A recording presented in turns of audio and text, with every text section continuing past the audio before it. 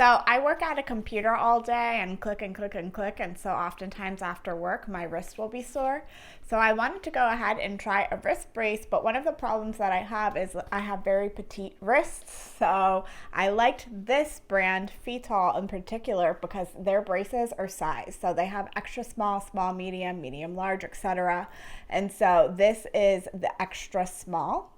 And so you can see here, there are Velcro straps. There are 3 of them. You can also adjust the size and the tightness, so you can have more or less pressure on your wrist.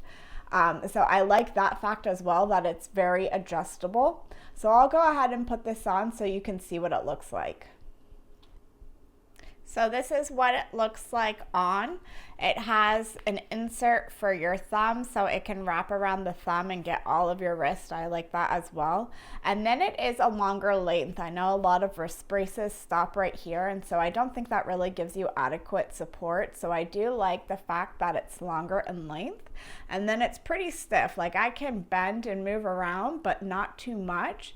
And so this is like good to sleep in, for example, because you know that your wrists will stay nice and straight. So all in all, it's really sturdy. I think it's a good wrist brace, and I definitely like using it.